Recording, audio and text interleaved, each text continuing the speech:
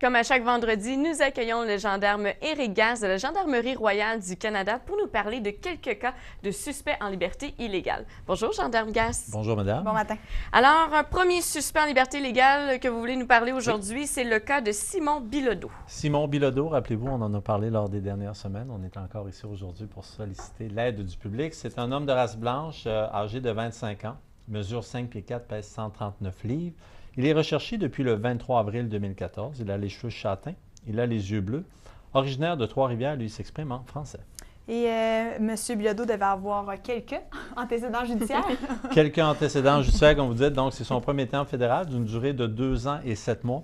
Dans son cas, il a été reconnu coupable de possession d'armes à feu prohibées ou à autorisation restreinte, Oui. possession d'armes prohibées contrairement à une ordonnance, de véhicules de conduite en fuite, ainsi que possession de substances. J'aimerais mentionner, si vous Oui. permettez, Simon Bilodeau pourrait aussi s'appeler, son nom d'emprunt est de Frédéric Bilodeau. Si vous avez entendu ce nom-là, c'est peut-être la personne que nous recherchons. S'il vous plaît, faites-nous signe. Et Simon Bilodeau, Sandra, je pense que c'est la première fois que je vois un suspect en liberté légale qui n'a aucun tatouage. Ah oui. Je pense que c'est le premier dossier que je vois qui n'a aucun Aucune tatouage. C'est des cicatrice choses et qui aucune arrivent, cicatrice. Donc, en fait, on suit vraiment la photo et la description qu'on a donnée. Puis, s'il vous plaît, encore une fois, vous appelez Échec au crime ou le 911 pour nous aider à retrouver cette personne. Parfait. Alors, cette fois-ci, un suspect qui a plusieurs tatouages, c'est le cas de Kenneth Clare. Kenneth Clark, encore une fois, dépendamment qu'on veut le nommer, au large depuis le 24 mai 2014. Lui aussi, on en a déjà parlé lors des dernières semaines. C'est un homme qui est originaire de Montréal. Il s'exprime en anglais, un homme de race blanche, âgé de 38 ans. Il a les cheveux bruns, les yeux pairs. Il mesure 5 pieds 10, pèse 229 livres. Si vous permettez, on va y aller avec quelques tatouages, surtout Quelques, ceux hein? qui sont visés parce qu'il y en a beaucoup. Donc, sur la jambe droite, l'inscription NLL, une rose et un tribal. Sur la jambe gauche, l'inscription Cynthia, un signe de dollar en feu, une licorne. Sur le bras droit, une croix, un dauphin, un tribal, une tête de mort, l'inscription Carrie, ainsi qu'un symbole irlandais. Et finalement, sur le bras gauche, un tatou qui est manqué, l'inscription Kyle, ainsi qu'un tribal. Et M. Kenneth Clare avait également des cicatrices. Cicatrice, oui, c'est bon de mentionner. Donc, à l'abdomen et au bras gauche, une coupure. Mais regardez ici bien, à la jambe gauche, un trou de balle. Donc, si vous voyez cet individu, encore une fois, la personne que nous recherchons. Kenneth Clark peut aussi s'appeler Kyle Edwards ou Chris Clare. Encore une fois, variante des noms un petit peu. Vous avez dit qu'il a une cicatrice d'un trou de balle. On s'imagine que c'est pendant un crime que c'est survenu. Qu'est-ce qu'il a fait, M. Clare? Dans son cas, c'est son deuxième terme fédéral d'une durée de 9 ans et 1 mois, a été reconnu coupable, entre autres, encore une fois, quelques-uns, introduction par effraction, harcèlement criminel, possession de biens criminellement obtenus, ainsi que possession d'outils de cambriolage. Et Kenneth Clare est en liberté légale depuis...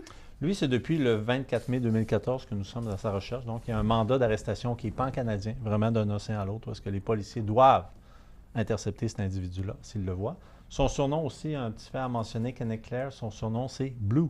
Blue. Blue. OK. Voilà. Si vous voyez un homme qui s'appelle Blue, ne l'approchez pas, s'il vous plaît, communiquez avec la police immédiatement. Voilà. Donc, ces hommes-là sont souvent, on le dit, mais souvent armés et dangereux. S'ils ne sont pas nécessairement armés, ils peuvent être dangereux. Oui. Ces gens-là, souvent, ne veulent pas retourner en dedans. Oui. Vous avez vu le type de méfait qu'il a commis. Donc, ces gens-là sont potentiellement dangereux. On veut les enlever de dans la rue. Si vous avez de l'information, appelez-nous. On va aller les chercher. Absolument. Alors, un autre suspect, M. Gasse, vous allez nous parler de Daniel Simard. Daniel Simard aussi, on en a parlé lors des dernières semaines, rappelez-vous. En fait, lors des derniers mois, parce que lui est activement recherché partout au pays depuis le 5 mars 2014. C'est un homme de Lachine, ici tout près de Montréal. Il s'exprime en français, un homme de race blanche, âgé de 41 ans. Il mesure 5 pieds 10, pèse 143 livres, a les cheveux bruns, les yeux bleus. Et il s'exprime en français, oui, on a dit ça, voilà. Et il a plusieurs noms d'emprunt. Bien, écoutez, Daniel Simard peut aussi se nommer ou se faire appeler Oui. André Houle, Daniel Jeannot Simard, Daniel Morneau, Daniel Hould, André Simard ou André Hould. Fait que c'est vraiment une combinaison de noms. Encore une fois, souvent fait pour tromper des nouveaux employeurs, tromper la police, tromper même des fois les voisins, un nouveau secteur où est-ce qu'on habite. Mais gardez l'œil ouvert, encore une fois. On le cherche nous aussi. Est-ce qu'ils font souvent des fausses cartes d'identité, justement, pour écrire ces noms-là? Au niveau des cartes d'identité, c'est beaucoup plus difficile. Puis encore une fois, comme on n'a pas souvent à sortir les cartes d'identité, c'est un peu moins important. Dans la vie de tous les jours, on va se faire appeler un nom d'emprunt quelconque, puis autour, dans l'entourage, ça va devenir familier. Mais de là à imprimer une carte, ça, c'est un petit peu plus difficile. Généralement, lorsqu'on retrouve ces gens-là et on leur demande de s'identifier avec une carte, vont nous sortir la carte avec le nom donc, que nous avons sur nos fiches. Et gendarme Gass, un dernier dossier de suspect qui est en liberté illégale. On parle d'André Tremblay. André Tremblay, encore une fois, on en a discuté lors des dernières semaines. Au large depuis le 28 mai 2014, c'est un homme de race blanche âgé de 51 ans qui mesure 5 pieds 7, pèse 143 livres, a les cheveux châtains, les yeux bleus, originaire de Montréal, s'exprime en français, a plusieurs tatouages. On peut y aller encore une fois avec quelques-uns. Donc, sur l'avant-bras gauche, un viking. Sur le bras droit, une croix, ainsi que l'inscription qui ressemble étrangement de date de naissance, le 10-6-84. Et sur l'avant-bras droit, une aile.